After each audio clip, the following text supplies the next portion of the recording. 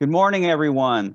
Again, this is Todd Blickenstaff, President and Program Chairman of the Portland, Oregon chapter of AAII, American Association for Individual Investors. We thank you for attending early this Saturday morning. Hope you're all doing well and staying healthy wherever you are. And wanted to mention a couple of things here. One is that we're going to have another meeting in November on Saturday, November 20th at 9 a.m., same starting time. And we're excited about a speaker that we have for that meeting, who happens to be Jack Bowers, who's editor and publisher of Fidelity Monitor and Insight. He's an excellent speaker, and he's going to be talking about his favorite sectors in the equity market and also the Fidelity funds that apply to those, where you can use those to get sector representation weightings. Jack's insights are always interesting, and we're looking forward to having him here. So that'll be coming up on Saturday, November 20th, again at 9 a.m. You'll be getting an email mention of that very soon, and we look forward to hope you all can join us for that as well. And I'd like to go ahead and talk about the format for today's webinar. And today's this is a webinar format, so our questions and answers are being submitted through the Q&A section of the presentation at the bottom of your screen. So there won't be no one will be verbally announcing their questions. It's all going to be in writing, and we encourage you to type in your questions as we move through the presentation. And what we'll do is we'll let our speaker determine when he wants to stop and take questions at that point. And we'll move ahead with that. The presentation itself should take, I think about 60 to 70 minutes. And at this point in time, would like to introduce our speaker. And his name is Timothy Bock. He's president and founder of Summit Portfolio Management. And following his education in electrical engineering at Arizona State University, he formed his own independent financial planning firm in 1984, focused on wealth management. Timothy has experience in investment banking, qualified plan administration and consulting, and due diligence, portfolio construction management, and tax minimization strategies. He's been a frequent guest speaker, numerous investment conferences for the Financial Planning Association, as well as various AAII chapters. So experienced presentation. We're, of course, doing our presentations right now, and the foreseeable future will be limited to online in the webinar format because of the pandemic situation that we're in, and we'll certainly inform people if and when that changes. But right now, our meetings for the foreseeable future will continue to be in the webinar format that we're using today. So, without further ado, I'd like to go ahead and turn the presentation over to Timothy. And again, Timothy, welcome, and thank you for joining us this morning. Thank you for that introduction, Todd. For those of you who don't know me, as Todd mentioned, I've been in financial planning since about 1984, been a fiduciary advisor for about 30 years. And we at my firm provide kind of a unique service, which we call wealth engineering. And that's simply applying the science of investing that's been building for about 70 years with sophisticated financial planning. So bear with me a moment, make sure my technology is working here. There we go. So I'm going to start off today talking a little bit about the psychology of investing.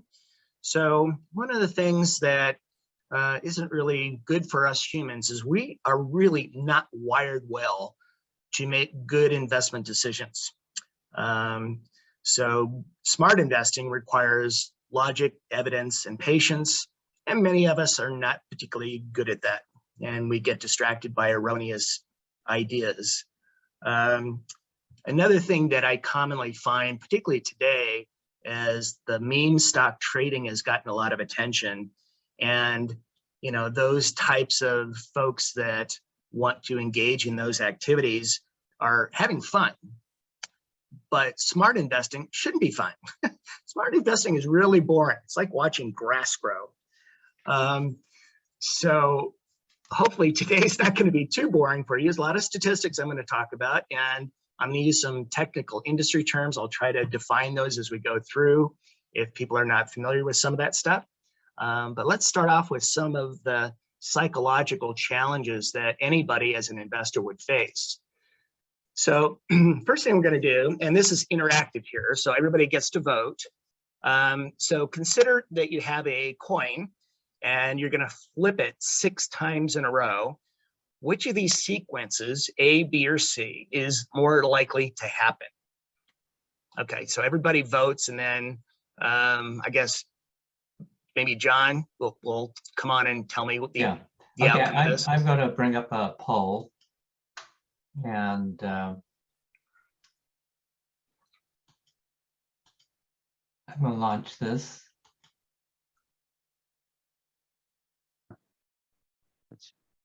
John Wong, our webmaster, facilitating this. Can everybody see a poll? Yeah, I see people responding.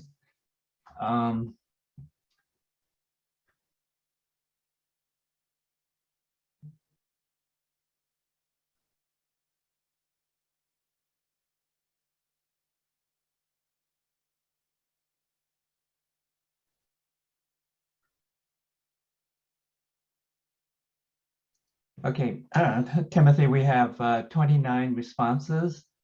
22 selected A,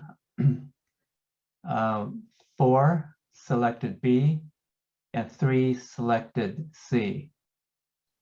Okay, and I noticed that the 4th answer was not on there, which the correct answer is, here's the drum roll, a little bit of a trick question. These are all random numbers. So this is an example of what we call representativeness. So in our mind, we might think that answer A, which most people chose, seems more random than B and C, when in fact, all of these can be generated randomly. So this illustrates one of our normal cognitive biases. It's not that this is a bad thing, it's just how our brains are wired.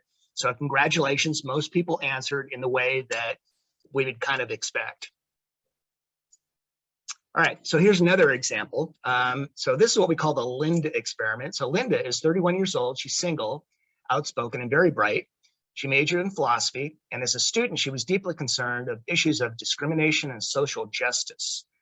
And she also participated in anti-nuclear demonstrations.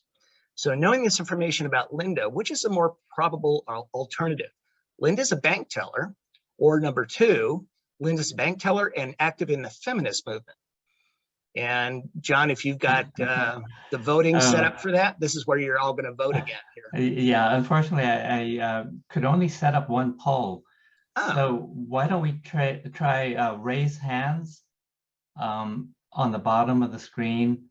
So alternative 1, maybe click on raise hand if you think that's more probable that Linda is a bank teller.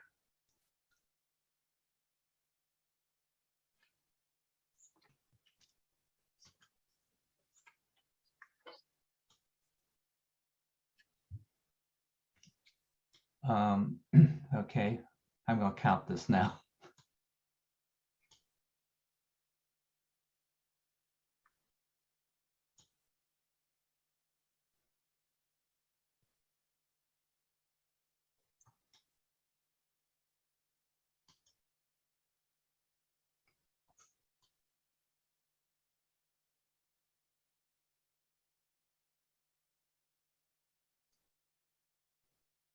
John, while you're doing that, I just want to also mention that in addition to John Wong, our webmaster, on the call today, we have Marlon Wilson, our meeting logistics and publicity coordinator, and Eugene Tryfin, our secretary. This is definitely a team that puts this all together. So Timothy, I have 14. So I'm going to lower hands and so for alternative 2, Linda is a bank teller and active in the feminist movement. Raise hands.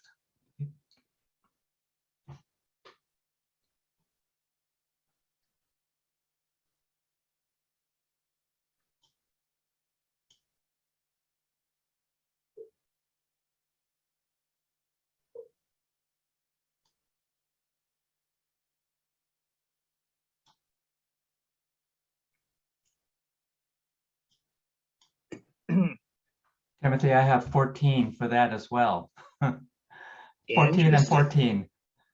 Okay, 14 and 14. Okay, that's an interesting result. Normally when I do this with a live audience, usually about 80% of the people answer number 2. So this particular experiment here is an example of what we might call framing. So the issues that we learn about Linda on the top part with her issues of discrimination, social justice, etc., really have nothing to do at all with the feminist movement. But the way our brains work is we extrapolate from that information and then apply it to Linda. So when we talk about simply probabilities, the correct answer is 1, simply because there's only one condition. And we really don't know if she would be interested in the feminist movement or not, even given the information above. So that's the answer. So this was a very popular book, still one of the best-selling business books in the marketplace. Daniel Kahneman was the Nobel Prize winner in economics in 2002, wrote this book, Thinking Fast and Slow. And one of the quotes out of the book is that brains of humans and other animals contain a mechanism that we are designed to give priority to bad news. This is a little bit like the fight or flight syndrome. So, as we were evolving as humans, we definitely have to pay attention to all those bad things that might be coming after us, whether it's bears or tigers or spiders or snakes or whatever. So because our brains are wired that way, when we have some kind of negative information that might be coming out of the financial markets, our first reaction is probably one of panic.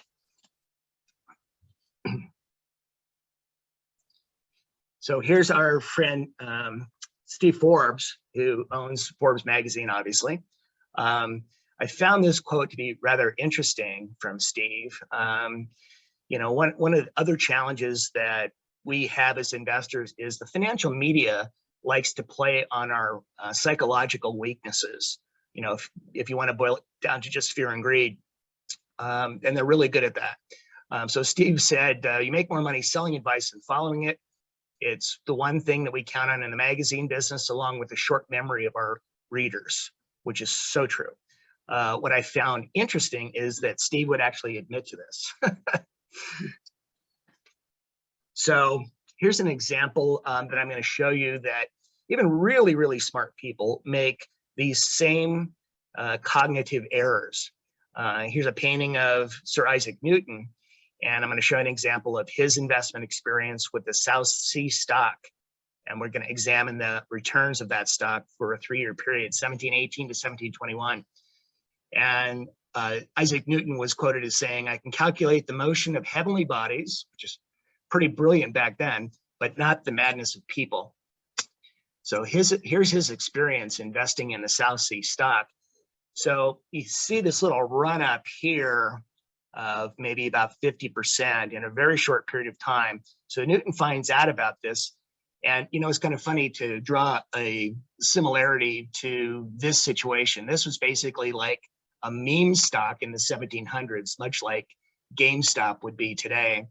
So he sees this upward movement, decides to jump in, and in just a few short weeks, doubles his money and sells out. But then he sees his friends that are still invested, they're getting even more rich.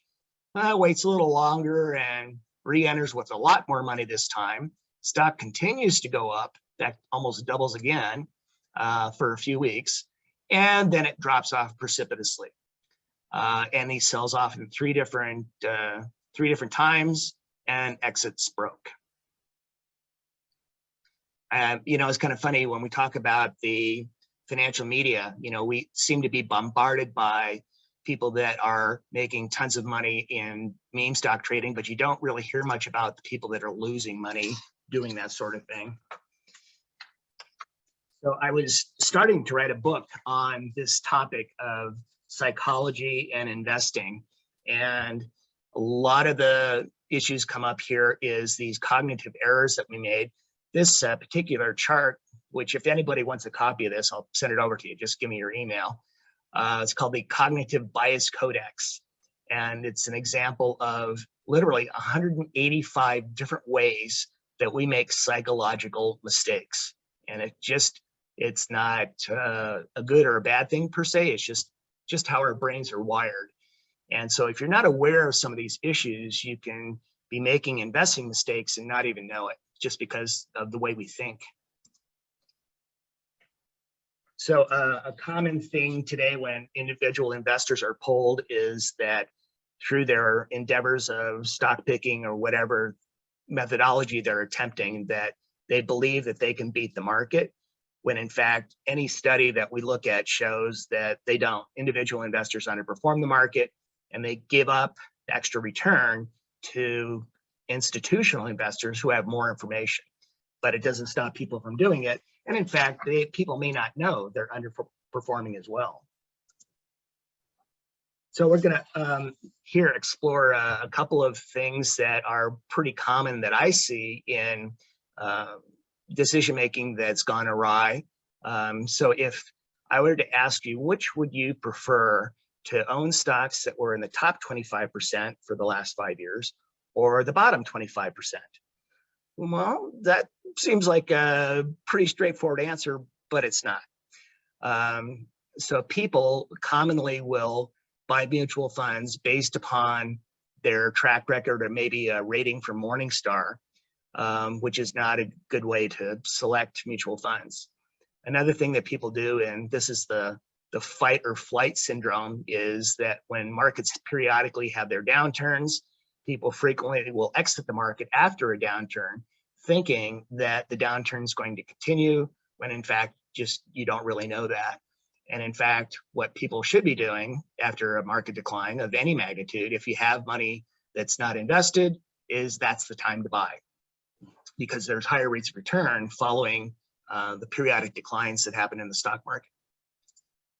So here's an example of picking mutual funds based on track record. So what we've done here is we've looked at the top 25% for the 5-year period. In this case was 1998 to 2003.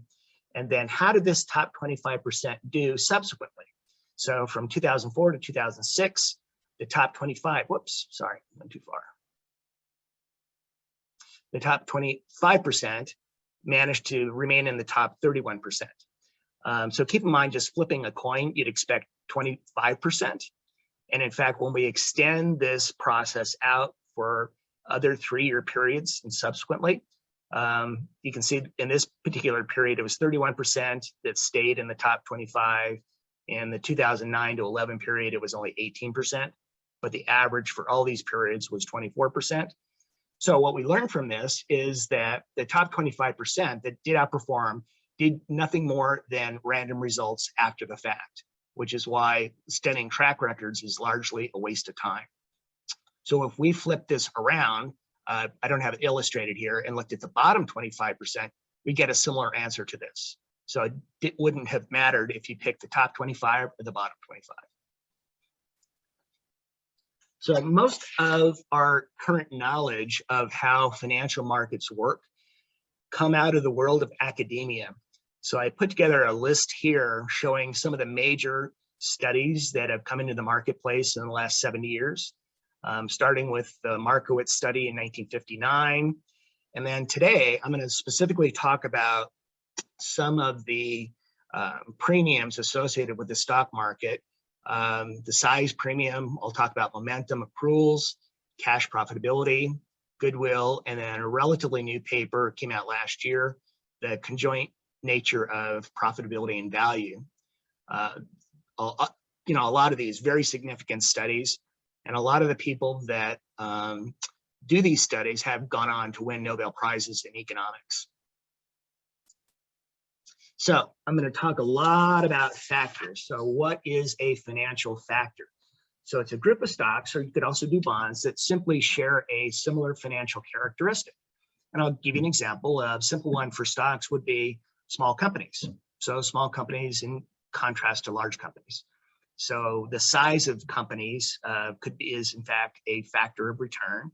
And then bonds, for example, a group of bonds could be treasuries, for example, or long-term bonds or short-term bonds.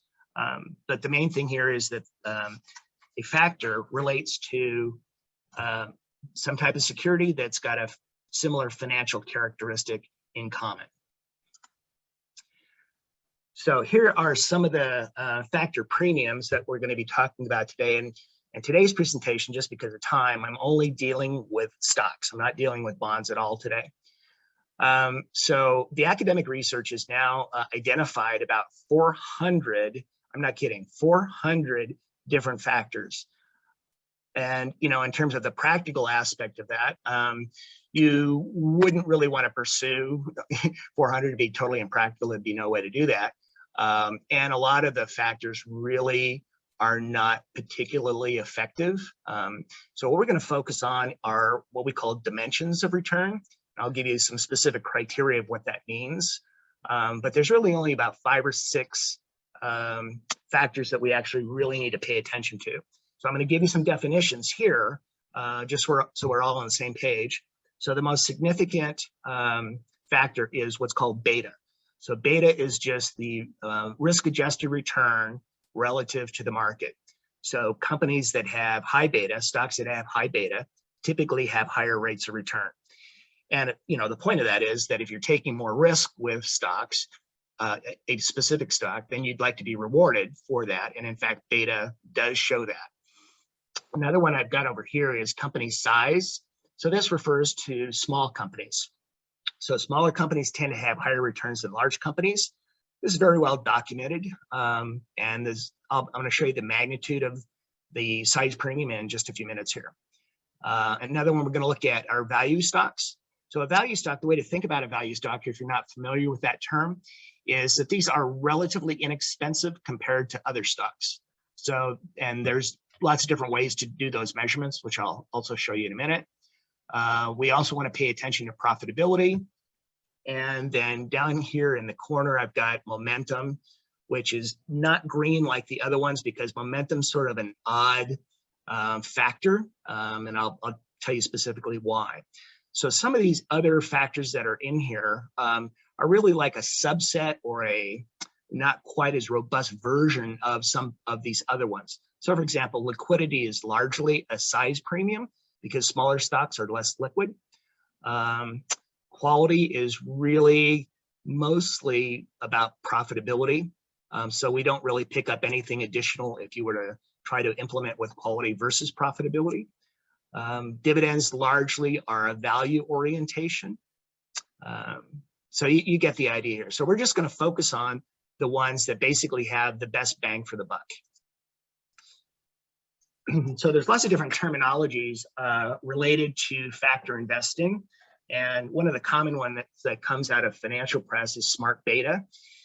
So smart beta is a phrase, I don't know who coined it, but a lot of people in our industry don't like the term because it doesn't actually mean anything. It's just a marketing phrase.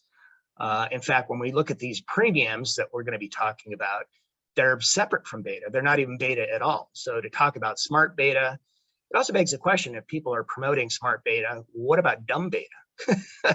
And a lot of people invest in dumb beta, which is kind of interesting. Strategic beta is a term that has been coined by Morningstar, and I like this term personally a little bit better. It really relates to taking more of a concentrated bet on some of the factors strategically. That's the idea behind it. Even though technically it's not beta, it's other sources of return. Fundamental indexation comes from some product providers, a company called AQR. I don't know if they coined this originally, but fundamental indexation is simply taking some fundamental characteristic like a factor, say small companies, for example, and then building an index around that factor. Dimensions of return, this comes from a company called Dimensional Fund Advisors. And they're an interesting firm because they were one of the first to create index funds. In fact, the founder did create the very first S&P 500 fund. And they were also the first to create the small cap index fund back in 1981. So they've been considered a leader in the industry. So their phrase for a higher level of factor investing is a dimension of return. And then portfolio engineering is what a firm like mine does, where we take all these ideas and put them together in a practical way. So why are factors important? So there's several studies that show this. In fact, we're getting to be quite a few that when taken together, for example, if we use the 5 most important, which are beta, company size, relative value, profitability, and momentum, those 5 factors explain 90 to 100% variability in returns. So this is important because pretty much everything that's going on in a diversified portfolio can be explained by these factors.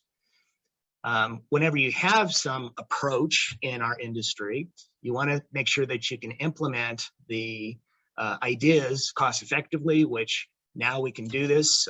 There's some really great ETFs that are out there where you can implement a portfolio like this that I'm going to show you some of the detail on for less than 0.3% per year, which is very low implementation cost. The other thing is by focusing on these factors, where the returns are coming from can substantially enhance investor outcomes, and it enables investors to focus on what matters most. If we get, let's say, 95% explanation of why a portfolio is doing what it's doing because of those factors, the other 5% basically just doesn't matter. So, you know, like I said, there's a lot of studies that have shown this. We did an internal study here about 2 years ago where we examined the top 50 mutual funds that are actively managed and wanted to see the outcome of using these 5 factors in regression. And what we found was right in the middle. So our study showed that 95% of the variability came from those 5 factors. Not that that's a surprise. We were essentially finding the same thing that the academic studies have done. One of the things that we also found in that study that we did is that if we adjust for those 5 factors and examine what's called statistical significance, where I'll get to that definition in a few minutes, of the top 50 mutual funds, which comprise 40% of the marketplace, not a single one, not one, added value in a statistically meaning way.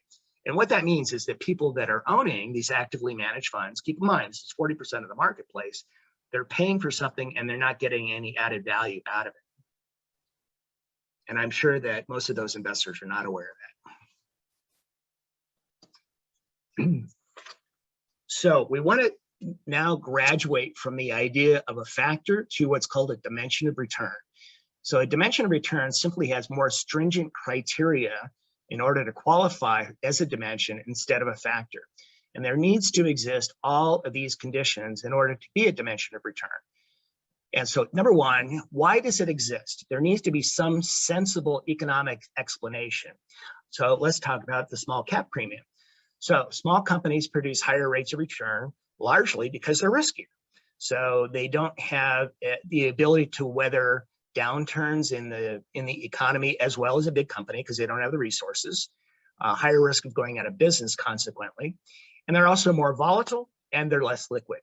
And so for all of those reasons, this is why historically in most countries, investors have demanded premiums in order to own the small company stock. The next item here is we want to see it persistent. And you want to see this in long-term independent time periods. Usually when I refer to long-term, that means like 20 years or beyond. So for example, let's say that you observed a premium from 1950 to 1970, but then from 1970 to 1990, it didn't repeat. Well, that means that whatever thing you were looking at is probably not useful because it didn't exist in both periods, even though for maybe the 40-year period, it existed, but not the independent periods. So you want to see consistency and persistency across multiple time periods. The other thing you want to see is you want to see pervasiveness And the observation here is you want to see this criteria, whatever you're measuring, in most countries. So here's where momentum doesn't fit very well, because in the third largest stock market in the world, which is Japan, momentum does not exist. In fact, with staff, we were just confirming that. And this has been true for a long time. And even recent studies show that there's no momentum characteristic in the Japanese market. So if that's true, then it begs the question, well, would that survive long term because it doesn't exist then? So that kind of throws a wrench in the idea of using momentum as a component to build a portfolio. We also want to see robust data. And what that means is we want things that are statistically significant. So if you were asleep in your statistics class, I'll remind you of how this works. So in the institutional world, we want to see a statistic of a t-stat greater than 2. And what that means is that there's a 95% chance with that t-stat greater than 2, 95% chance that the data is not random, that there's something significantly systemic going on. Many times with these factors, we see t-stats in excess of 3, 4, even 5, which is really nice when we see those things. We also want to be able to measure the idea with more than one metric, and I'll show you some examples of that later. And then, of course, whatever the premium is needs to survive the transaction cost.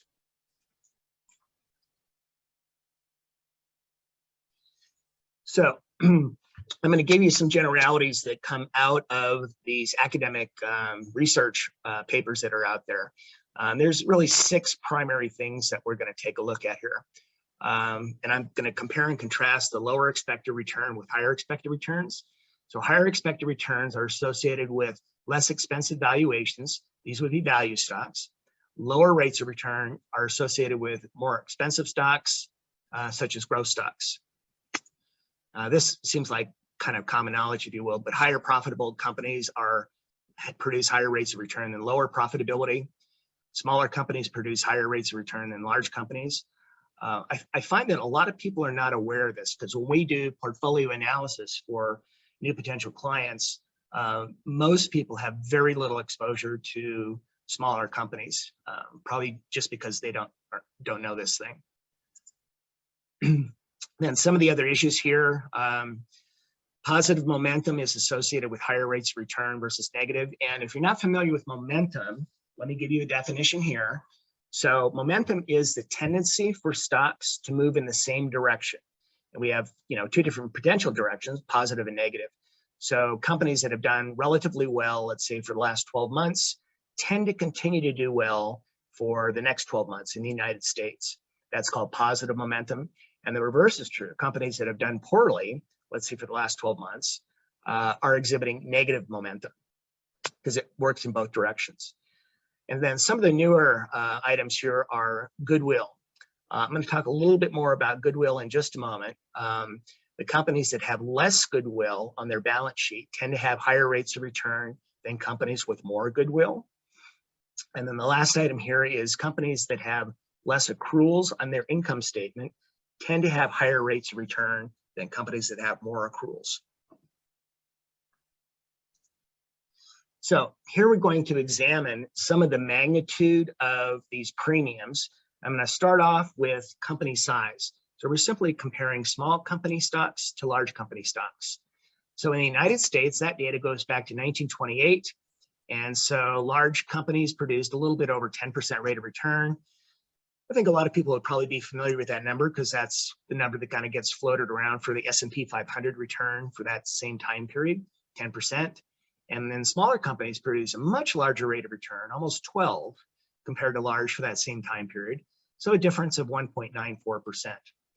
And then we see similar characteristics outside the United States. The data doesn't go quite back as far though, but 50 years is not too bad. So for developed countries, large caps did 932, small caps did over 14. And so almost 5% additional return associated with the small caps. And the emerging markets, again, the data says not quite as long, but still 30 years is not bad. And you see the same pattern. Large caps did about 10, the small caps did a little over 12, and the differential a little over 2%. So now we're going to compare relative price, which is growth versus value. I find that, again, when we do portfolio analysis, most people have pretty much a market-like portfolio, but with lots of different pieces that they've invested with. And many people actually have a balance more allocated towards growth because people think that growth has higher rates of return, and periodically it does, because this stuff is not predictable particularly in the short run. But in the long run, value stocks have substantially outpaced growth stocks all around the world. So back to 1928, growth stocks produced almost 9.6% rate of return, but value produced 12.39. So value being favored by 2.8% compounded back to 1928.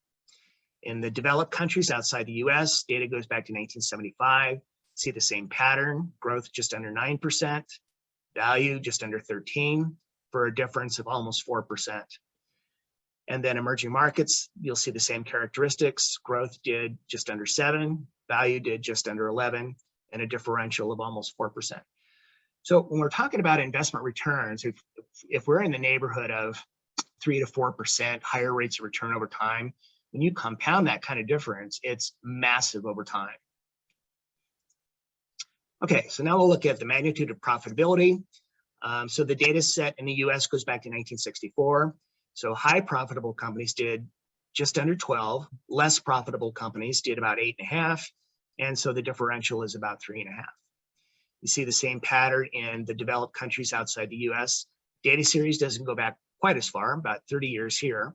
High profitability is 7.3, low was 3.5, for a difference in favor of high profitability of just under 4%. And emerging markets, you see a similar pattern, high profitability outpacing low profitability by 3.5%. So one of the other criteria that I mentioned earlier is we want to see persistency of criteria over time. You know, do these things repeat? So let's first take a stock market versus treasury bills. So on a 1-year time basis, the stock market beats T-bills 70% of the time back to 1926.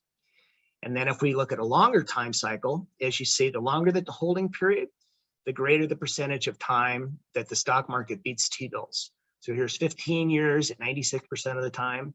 And then in the United States, the stock market's beaten T-bills 100% of the time in any 20-year time cycle.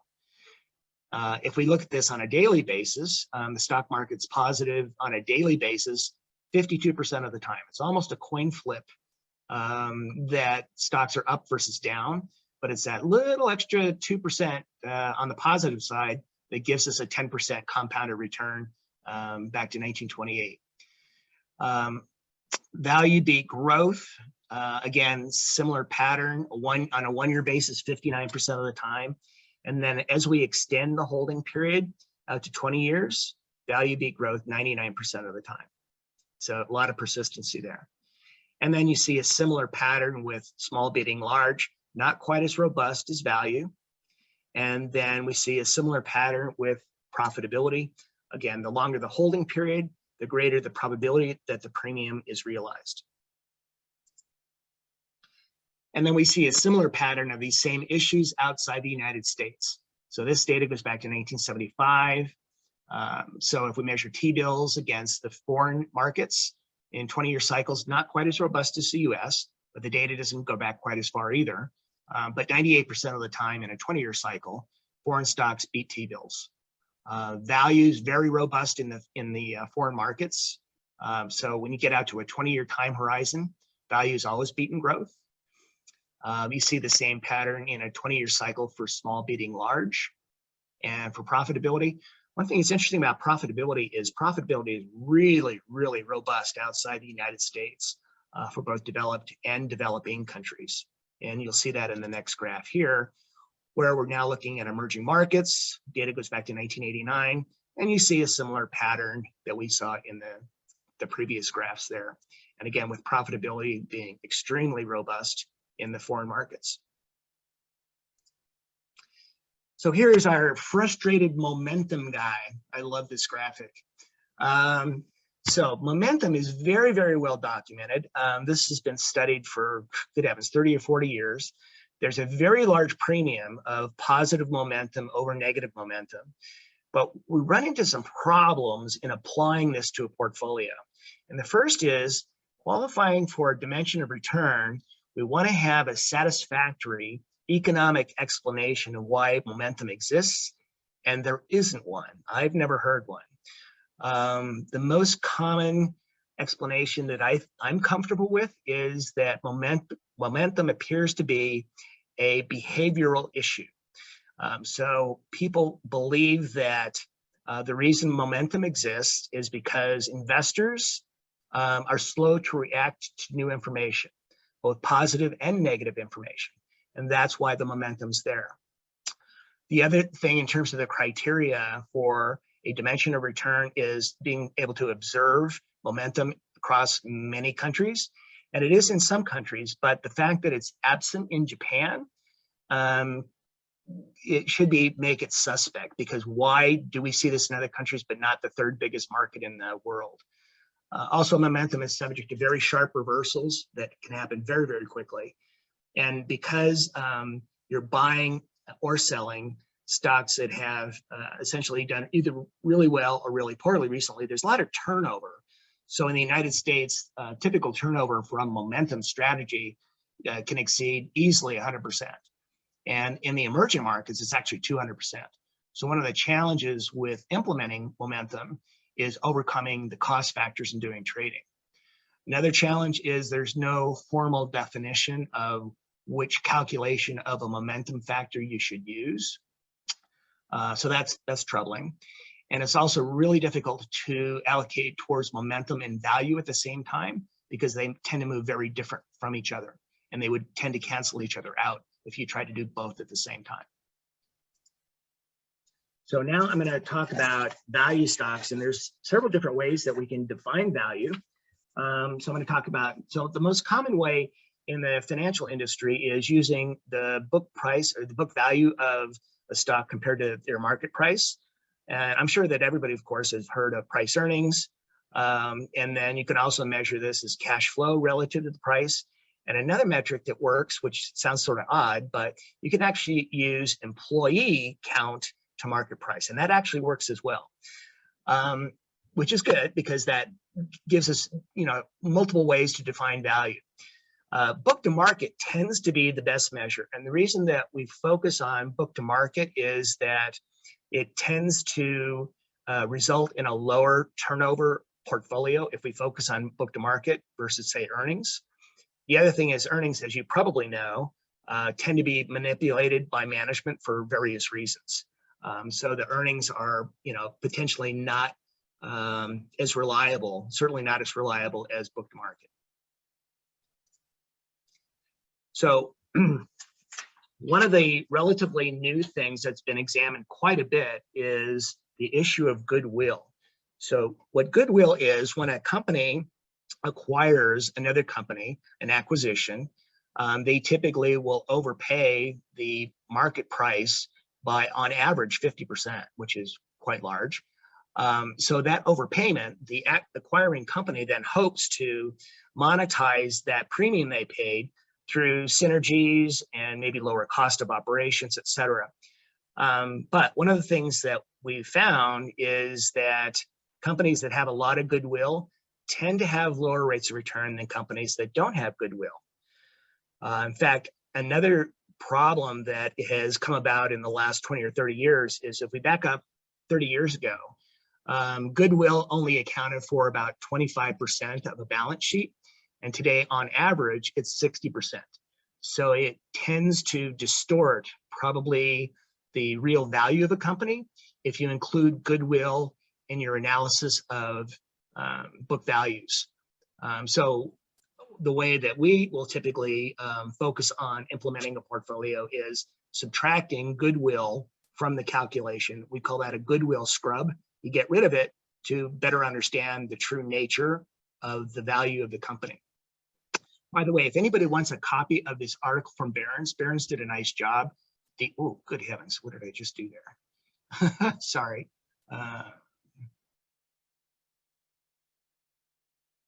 Here we go. Yeah, if anybody wants a copy of this article from Barron's, just shoot me an email and I'll get it off to you.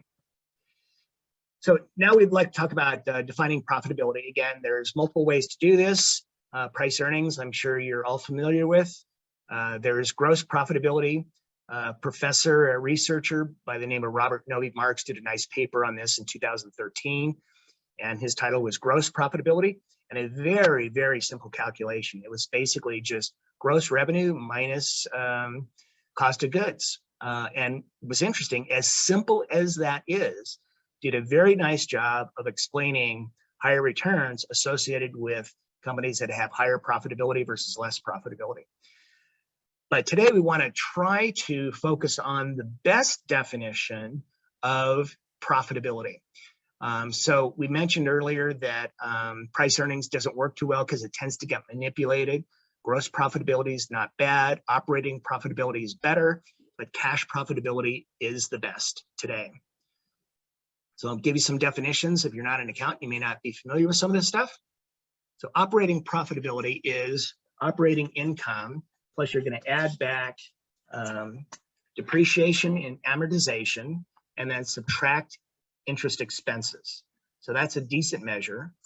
But better than that is we're going to take the operating profitability and then account for things that essentially haven't happened yet. So we're going to subtract accounts receivable, subtract inventory, subtract prepaid expenses, and then add back any deferred revenue, accounts payable, and accrued expenses. This is adjustment for accruals. And so one of the things we find then is that if we look at companies that have high accruals versus companies that are lower in accruals, companies with lower accruals tend to have higher rates of return. And the data on this is also statistically significant, which is what we want. So one of the new papers that came out last year was examining the issue of value and profitability together. So let me define what we're doing here. So we're looking at accruals adjusted profitability. So we're subtracting those accruals, and we're looking at those issues with high profitability versus low. And then we're also examining at the same time the goodwill adjusted book to market. We're subtracting that goodwill from the book value calculation and then examining that from high to low. And so what we find is we focus on the high profitability and high book to market here, the green boxes, and then subtract the red boxes, low profitability and low book to market. We find there's a substantial premium. So all large caps did 12.19%, but if we subtract the high profitability companies and high book to market from the low, we get a premium of almost 5% per year. So again, these premiums are quite substantial. So we're going to do the same exercise with the small caps. This is cut off for me, so I have to put on my glasses here for a minute. So again, we're going to look at high profitability and high book to market, the green boxes, and then subtract the low profitability, low book to market. So take the high highs minus the low lows, and we get over a 9% return definition or differential, which again is, as you can imagine, quite substantial. So, and here's a relatively new idea, and until literally just a couple of years ago, as we've been investing in value and profitability for years, we had to do that separately. Most mutual funds or ETFs would only focus on one or the other, but not both. But here's the advantage of doing both. We call this conjoint construction. So let's say that we're only focused on high profitability stocks, this right here. If we're only focused on this and not book to market at the same time, we're going to end up picking some companies that have low book to market down here. So what that means is they're really expensive, and we'd rather not have, or underweight anyway, the expensive stocks because they have lower rates of return. And the same thing is also true if we have high book to market, which would be this right here. If we only focused on this criteria, we're going to end up with companies that have a low profitability, even though they're high book to market. So what we want to do is we want to do both of these criteria simultaneously. And so we want to have the high profitability and we want to have the high book to market, basically these boxes. And so in a portfolio, what we're going to do is we're simply going to overweight these criteria and underweight these criteria. And by doing so, putting all this stuff together, historically, depending on the time frame that you look at, bolting all this stuff together adds value over traditional indexes by about 3 to 5% per year. So it's pretty substantial, which is, of course, why we do this. All right, so now we're going to talk a little bit about implementing a portfolio. So think about the world stock market as an information machine. So today, this year, we passed through $102 trillion in the stock market worldwide. And there are 94 stock markets all around the world. 94 countries have a stock market. The first of which was Amsterdam stock market, which was formed in 1602. So trading stocks has been around a long, long time. So one of the decisions that any investor has to make is, well, do you want to concentrate a portfolio on a handful of stocks, or you want to just grab a whole market? And so the problem with buying individual stocks, let's say you're going to build a portfolio of 10, 15, 20 stocks, whatever that is, you're competing with the collective knowledge of the rest of the market. And by definition, the rest of the market has more information than any individual investor or any individual investment company. And so because of that, you have a competitive disadvantage if you're trying to compete with the market. In contrast to that, what you can do is you can harness the collective knowledge, have all that knowledge work for you by having a massively diversified portfolio. So this is the approach that we recommend to our clients, is using market knowledge in order to build a portfolio.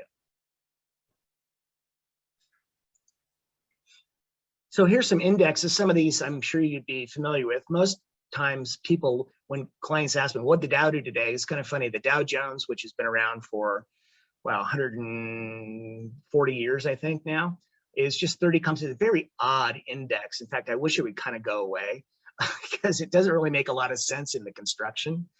So when people ask me, what did the Dow do today? Largely, I don't know because I don't pay any attention to the Dow.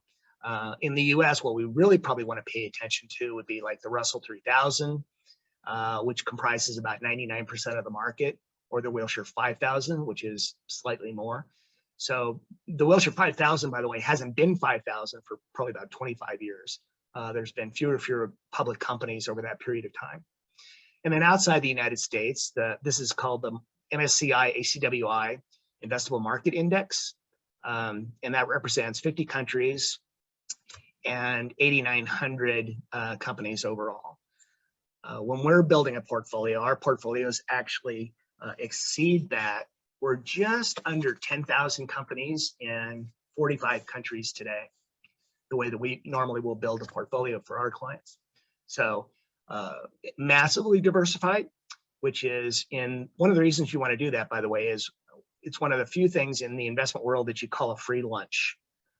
So broad diversification does two things simultaneously. It reduces risk, but simultaneously improves expected returns and outcomes. So you get better returns with less risk by being more diversified. And that's somewhat counterintuitive, I think. So here we're going to quantify that idea a little bit. So the folks over at Dimensional Fund Advisors did this a couple of years ago, I think, where they were examining the role of diversification and beating the market.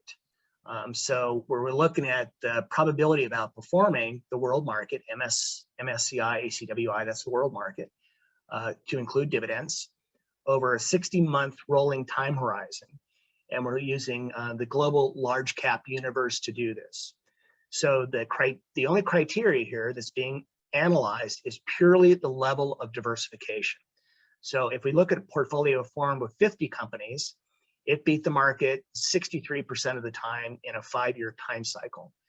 If we move up to 200 holdings, that beat the market 76% of the time. 500 holdings was 84% of the time. 1,000 holdings beat the market 89% of the time. and then full coverage beat the market 92% of the time. So in addition to being less risky by being more diversified, you also have a higher probability of beating the market if you're trying to apply those premiums that we talked about: small cap, value, and profitability. So quite a big difference between full coverage versus lesser coverage, just 50 stocks. So I've run into frequently a lot of people that believe that having a more concentrated portfolio is associated with higher rates of return, and that's just not mathematically true. And it also is disproven empirically as well. All right, so let's take a look at the same idea, but when things aren't quite as friendly. So we're looking at the same set of data, but now we're examining the worst 25th percentile and then looking at the returns. So the same simulation. So if we have 50 companies as the portfolio, it in the worst 25% of returns, it underperformed the market by about 0.6%. And then as we diversify more, so 200 companies outperform the market by 0.04, not a lot, but a little bit. 500 companies outperform the market by 0.24, 1,000, 0.32, and then when you get to full coverage, still outperform the market, even in the worst 25th percentile, outperform the market by 0.37%. So what's interesting here, this illustration, is by being more diversified, you can actually pick up relative to a randomly constructed portfolio of 50 companies to full coverage over a full percentage point in additional diversification or additional return benefit from being more diversified on the downside. So you can see why this idea of diversification is so important. So now we're talking about some of the issues regarding implementation of these ideas.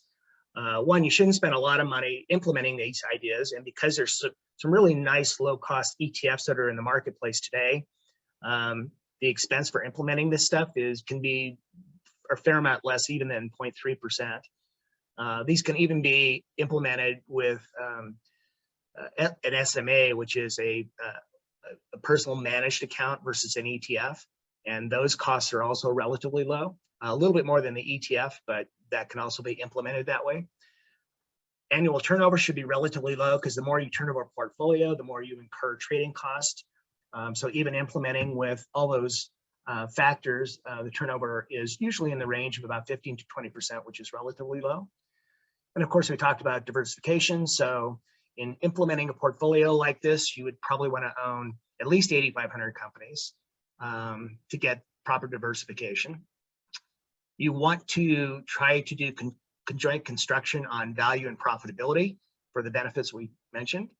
Now, lending revenue, I didn't talk about. A lot of people aren't familiar with this, but lending revenue is a revenue source that mutual funds and ETFs have if they lend stocks to people that want to short. So most companies, if they do lend stocks to investors that want to short stocks, when they collect the revenue, it's kept for the management company and does not get passed through to the investors. There's a handful of companies that do a pass through of this revenue back to the shareholders. So Vanguard would be one of them, Dimensional Funds, Avantis, and a fund company that we use. T. Rowe Price is one, and State Street's another, off the top of my head. Sometimes the lending revenue isn't huge, but for argument's sake, let's say it's 5 or 10 basis points, which would be pretty typical. That serves, if it does get passed through, that serves to reduce the overall cost of ownership because it gets passed through to the investor if we choose the right fund company. And also in the selection process, you want to know about the philosophy of the mutual fund company, their experience, how they do governance is also important. Are they voting in favor of the investors when they're voting for proxy information?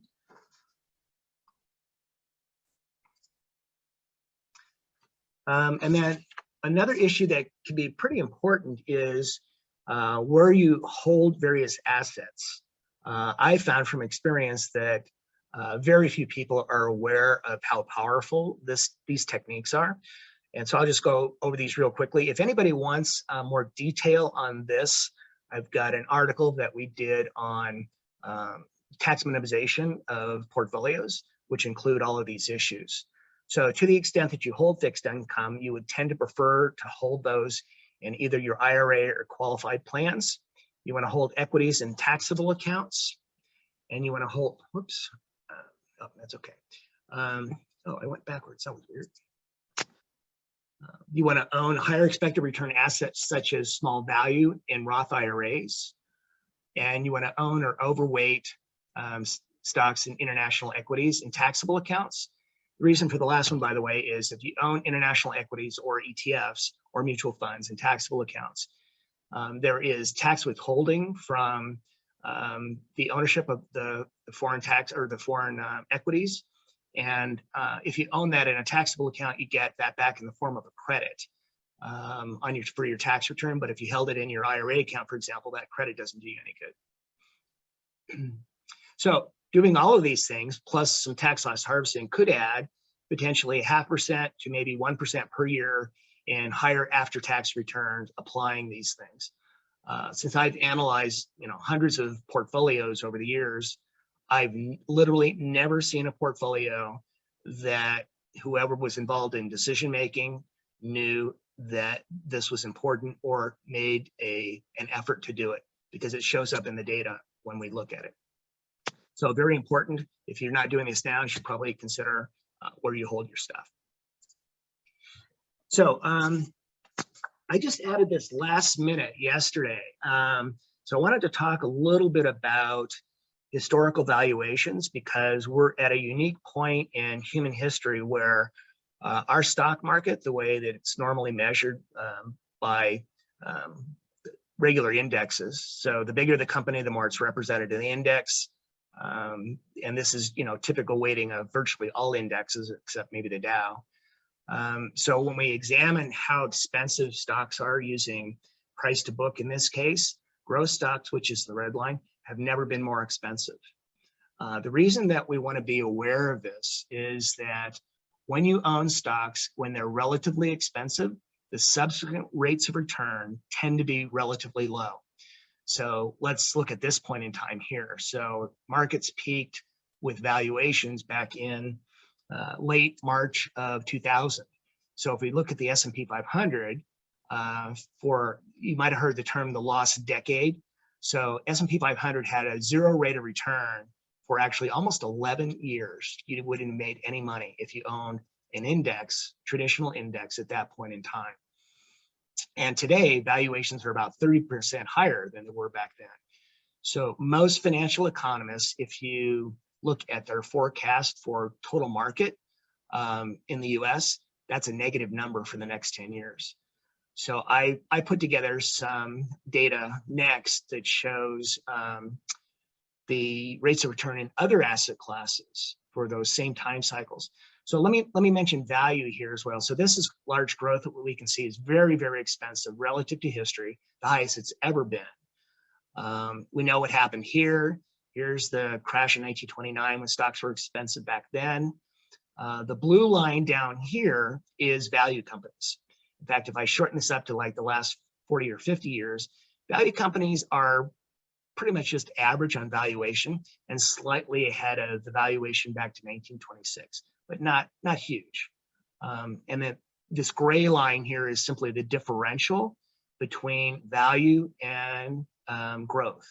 And so you can see again that the gray line is much bigger than the value and bigger than it was back here. What that means is if you have a traditional index-based portfolio, you're probably not going to be a happy camper over the next 10 years. But you don't have to panic. There's a solution to this. So what I did here was I adjusted these returns for inflation, because one of the primary goals of any investor should be to get ahead of purchasing power. So I subtracted inflation. And the reason for the timeline here, it's roughly 13 years, is that's the timeline essentially where traditional indexes were still in the negative territory.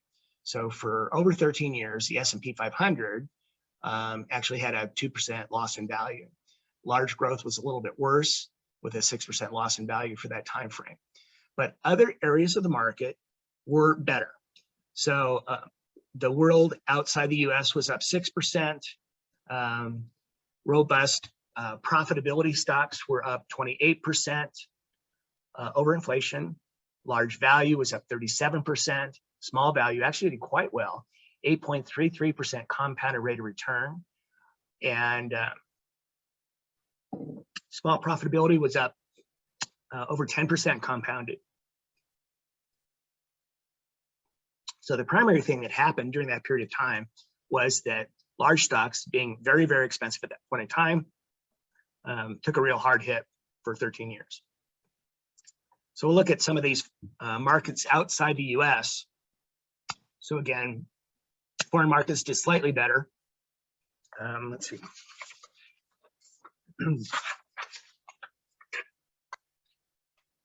Put on my glasses to read this.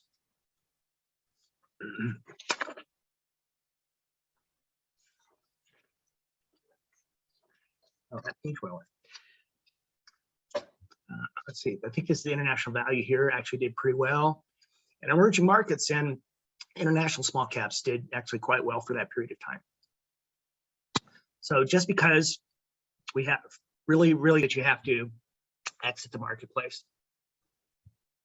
So to become a better investor, one, you should become familiar with financial evidence, seek exposure to higher dimensions of return, which essentially is smaller companies, value, and more profitable companies. Excuse me, I got a frog in my throat. You want to control your costs and taxes. And then if you're not an expert, it's probably a good idea to hire one.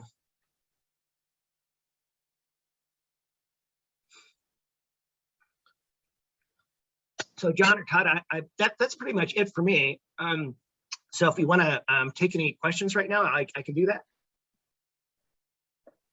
Okay. Yeah, John, we do have some questions, or Tim, excuse me, we have some questions. One question came, was, does the growth of the Chinese economy skew the historical results at all for the last 30 years, given implies China's rapid rate of growth during this time period? So if I think of the way that question is answered, so there's a split between the economic growth of China versus their stock market. So when we talk about their stock market, their stock market actually kind of has a lousy rate of return. I think it's like around 2% for the last 30 years. But as they've grown economically over the last, say, same time frame, last 30 years, that's benefited other emerging market countries as China has essentially bought their resources. Okay, interesting. Okay, here's another question. How often do you rebalance your portfolio allocations, and what triggers you to initiate those portfolio rebalancings? Wow, that's kind of a complicated question, but relatively simple answer. We use a rule that's called the 5 and 25 rule. What that means is that we essentially, let's say that we're only talking about equities. We have 6 different equity classes that we do, and we want to keep those equities within a band of ownership. So if a component exceeds 5% above or below that band, then that would either trigger buys or sells. So we don't want too much, say, concentration in small caps. We just want to have the right allocation of small caps. So for example, small caps, the way that we do things, are up, good heavens, like 130% from the market low. So we've probably sold off some small caps for clients relatively recently because they exceed that 5% band. And that the other component of this rebalancing, so it's not about what's happening in the marketplace in terms of the time. It's specific to a portfolio to maintain the allocation that we want. In the case of smaller allocations like emerging markets, for example, and we generally are following kind of a market cap basis for emerging markets, which today is about 12%, you can never get to that 5% threshold. So in that case, you use 25% of whatever your allocation is.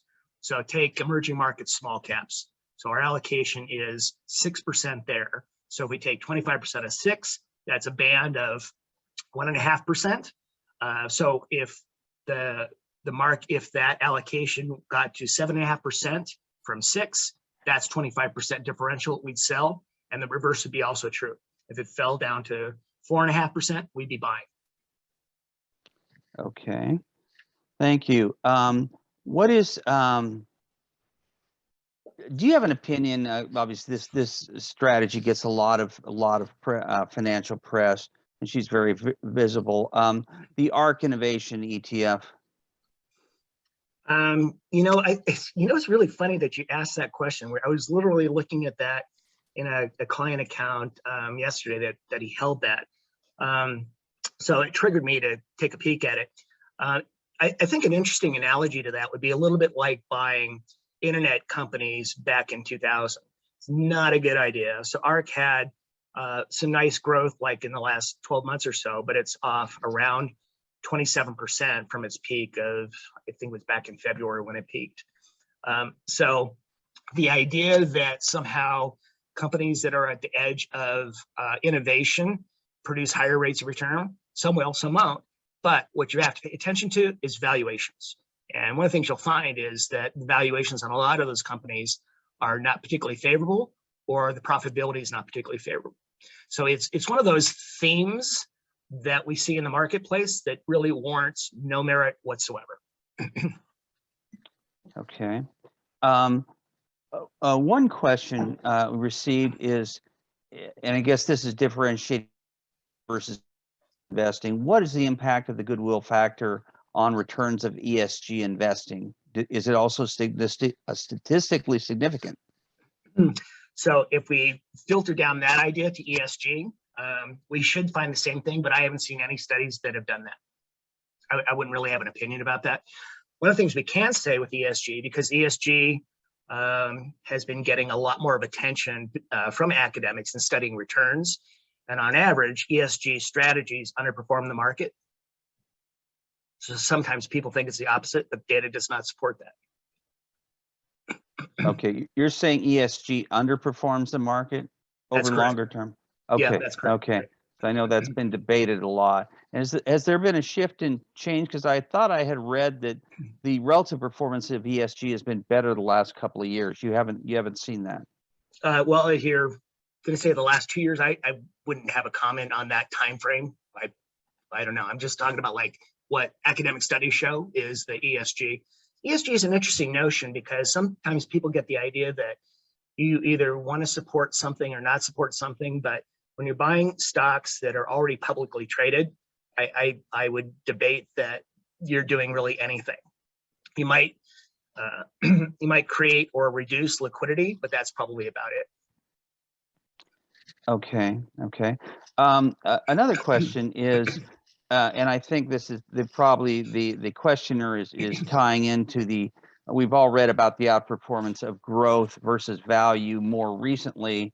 And so the question is, what is your view of the performance of value stocks versus growth stocks for the last 10 years, and how would you explain that differential? So the premium differentials don't advance in any kind of really predictable way. So growth has definitely outpaced value over the last 10 and even 15 years, but that doesn't mean that that's what's going to happen going forward.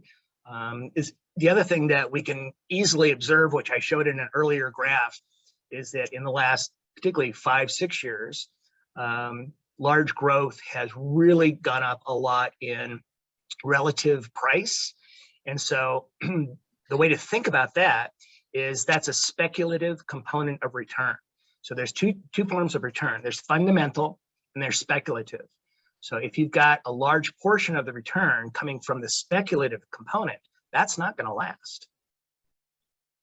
Okay. So it makes stock investing more dangerous. So kind of back to the timeline. So stocks, growth stocks had a record relative to small in value 3 years ending last September. So for that 3-year period, large growth outpaced value in small at a level that had literally never been seen in the marketplace. But it comes at the cost of very, very high prices. Mm-hmm. Yeah, and you had mentioned momentum, that was more of a factor with domestic portfolios, certainly versus Japan, as you cited, I think in the earlier on in the presentation. Is the emergence of momentum as a popular investment style been a factor, you think, contributing to the outperformance of growth during the last 10 years versus value? Yeah, that's definitely in there. Because again, you can see that in the relative value of large growth increasing over that period of time. Yeah, so momentum for that period of time has done relatively well. Momentum and large growth are actually fairly closely linked. Okay, that makes sense. Well, I know in AAI's own work where they've done evaluation, you may have seen some of it, of different investment styles over periods of years. They've placed ranked William O'Neill's CanSlim, which is a very momentum-oriented investment style from Investors Business Daily, has been a top-performing strategy over a longer period of time. And so I thought that was interesting, because that's a very aggressive investment strategy and concentrated as well. So, yeah, one of the other challenges that you run into with regard to implementation of a momentum strategy is in a taxable account. If you're doing it in a taxable account, that short turnover is going to kick out, short-term capital gains. So for a taxable account, it's not particularly attractive, because when you subtract that tax bite, it probably completely eliminates any advantage you have with the momentum approach. So there are now a few ETFs that follow a momentum strategy. And so if one were looking to pursue that, the ETF is probably a better solution to pursue that, because you don't have to probably worry about the capital gains getting kicked out, and particularly short-term capital gains. right. One of the another question is that when you were talking about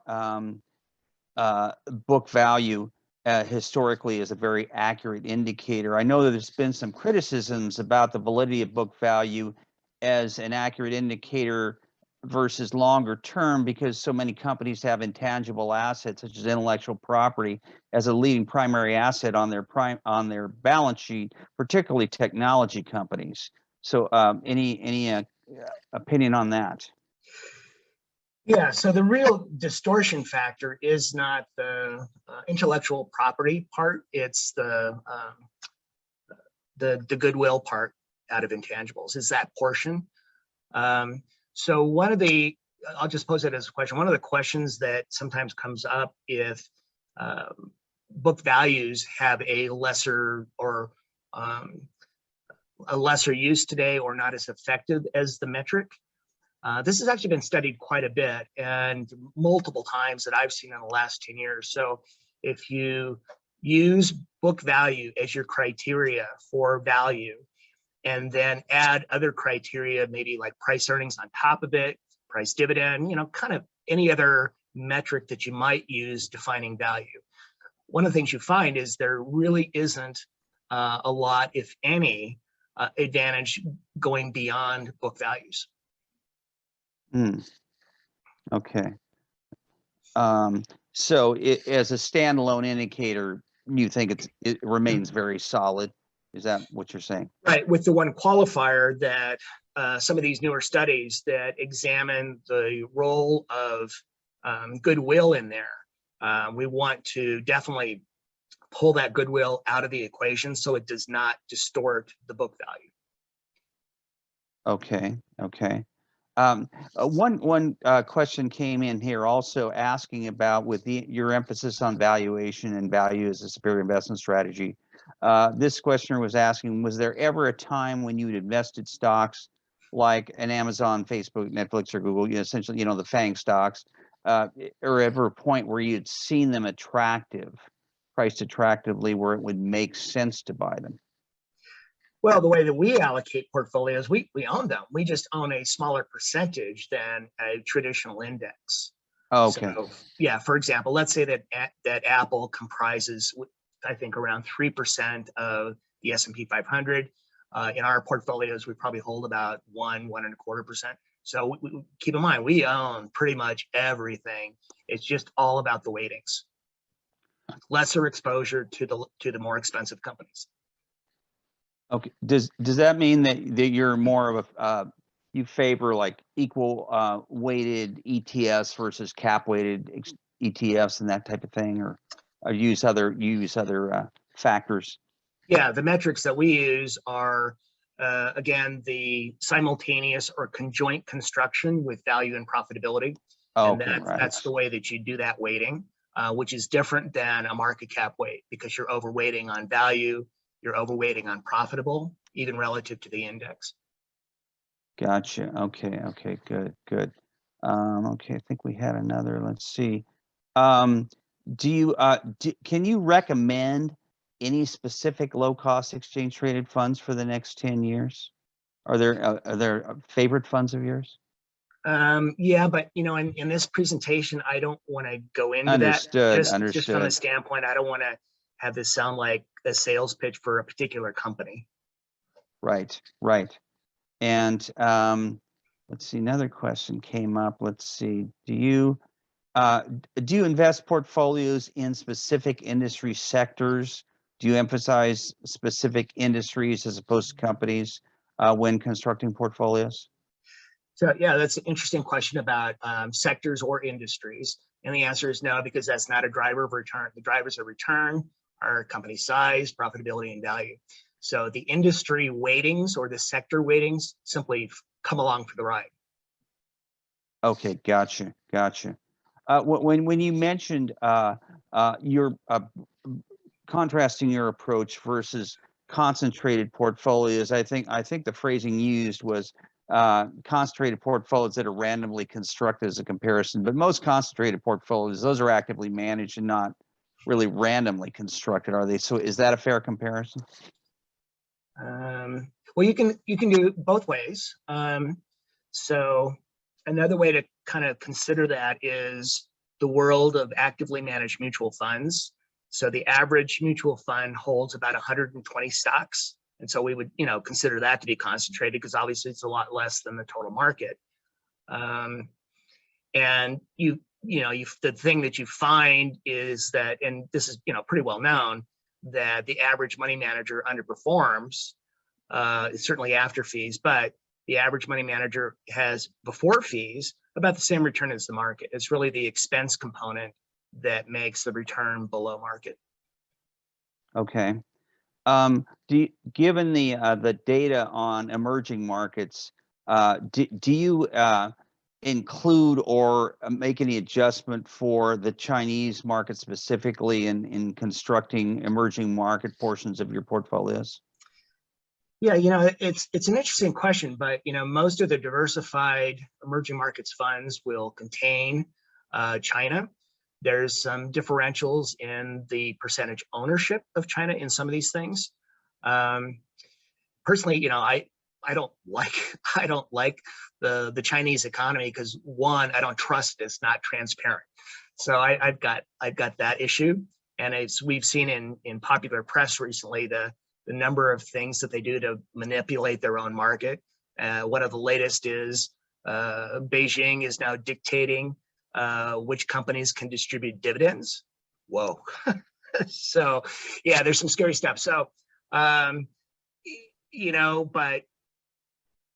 I don't believe we have transparent markets coming out of China, but we can't really do much practical to omit China from portfolios.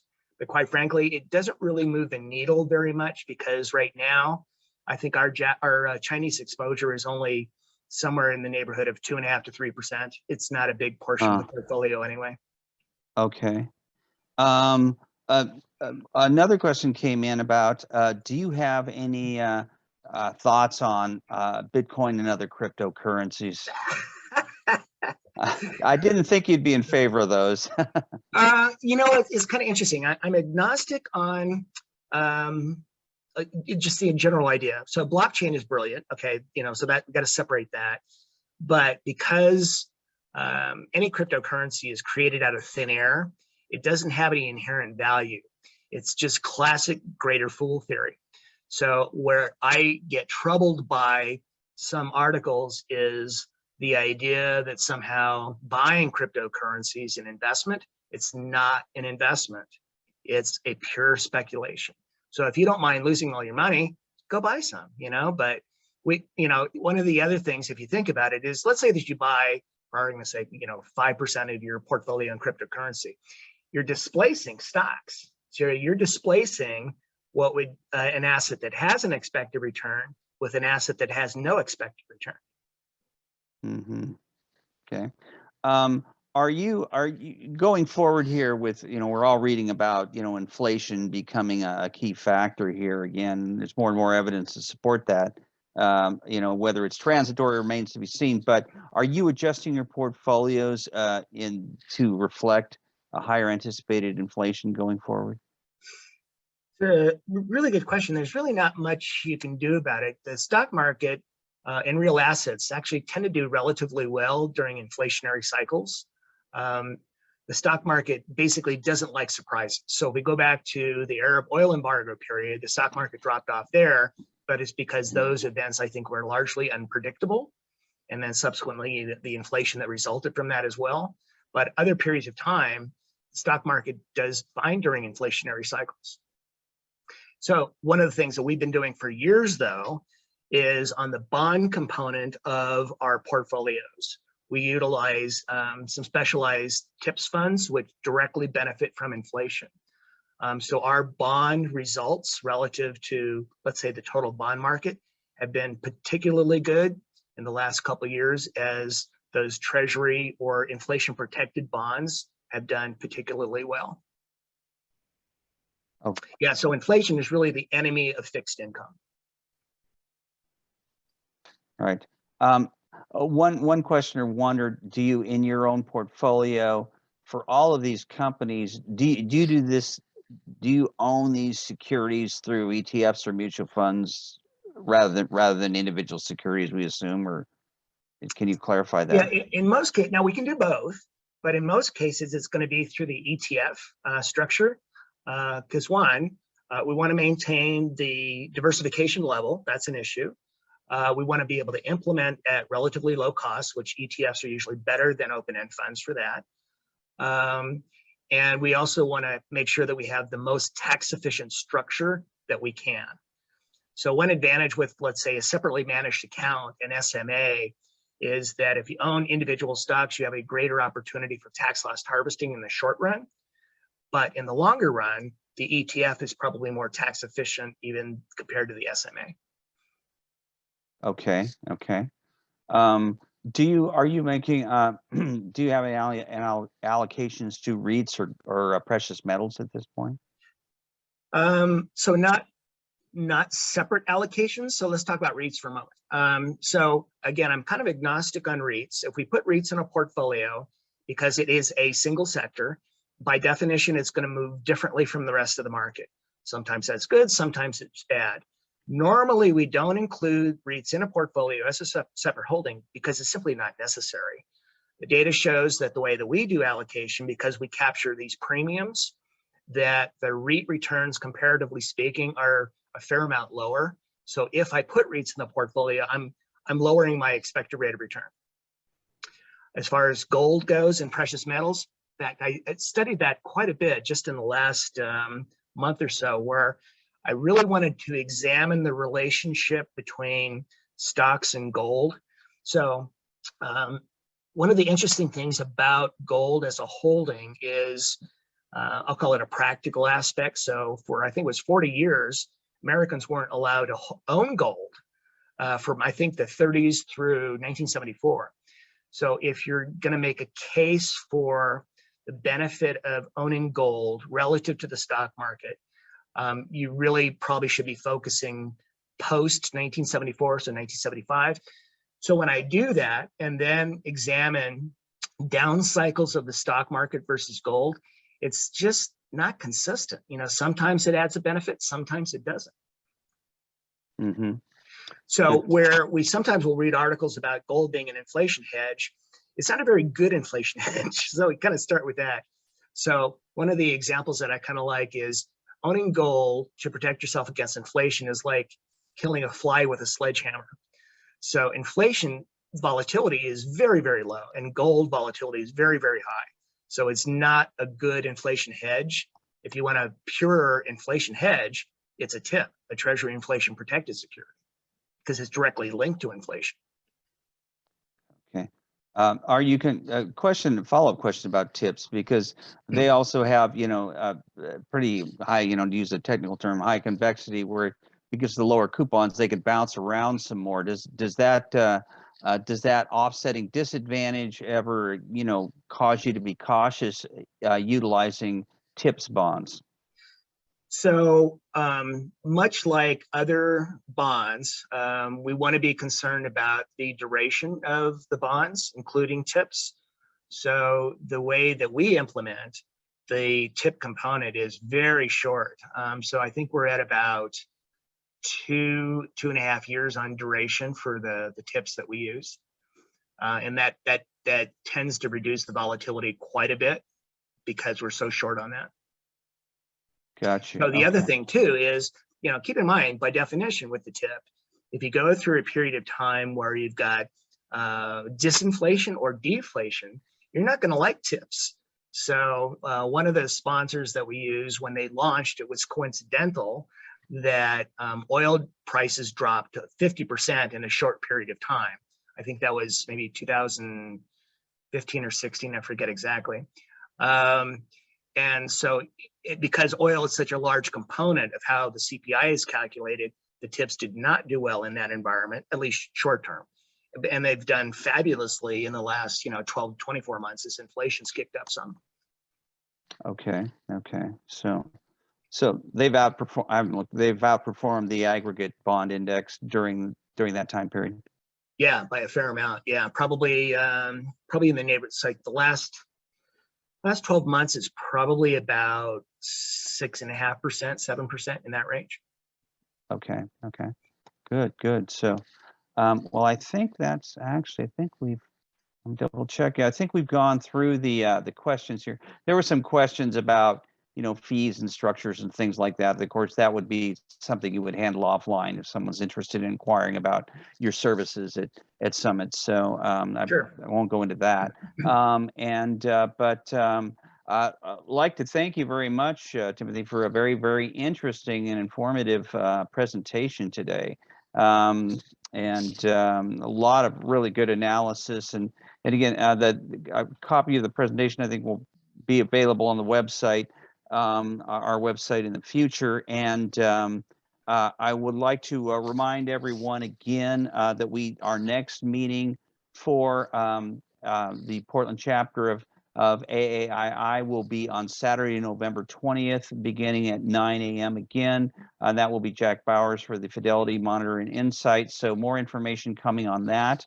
We appreciate everybody's participation today. I'd like to thank the other board members again for being on the call today. Our webmaster, John Wong, our logistics manager, Marlon Wilson, and also Eugene Tryfon, our secretary on the board. And thank you very much, everyone, and everyone have a great day.